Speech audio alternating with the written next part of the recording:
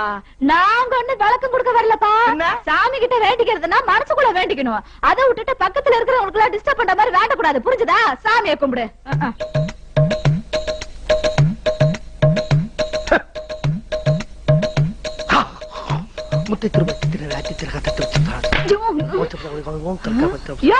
என்னையா இது? சாமி அங்க இருக்கு, நீ என்னடா என்ன பார்த்து இப்ப போஸ் காமிச்சு நின்னுட்டு இருக்க? இந்த பாரு, அப்படியே நின்றாத. வர்றவங்க போறவங்க எல்லாம் வீரபத்ர சேலன்னு நினைச்சிட்டு உன் வாயில பெண்ணை அடிச்சு போயிட போறாங்க. அப்படியே அடிச்சாலும் நக்கி திண்டு போறோம்ல நாங்க. பாடியா பாடி நான் பேச்சு பேசுறாயா? பாரு முருகா, நீயே பாரு. உன்கிட்ட சொல்ல வந்த விஷயத்த முழுசா சொல்ல விட்டாளா பாத்தியா? சரி, அவளை நீயே பாத்துக்க. அப்பனே வேலவா, நான் நினைச்ச காரியம் மட்டும் நிறைவேறிச்சுனா உனக்கு இருக்கக்கூடிய அறுபடை வீட்டுக்கு வந்து மாசா மாசம் வந்து விடாம மொட்டை அடிக்கிற முருகா.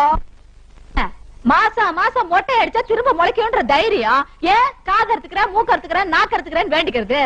ஏன்னா அதெல்லாம் திரும்ப முளைக்காது பாரு.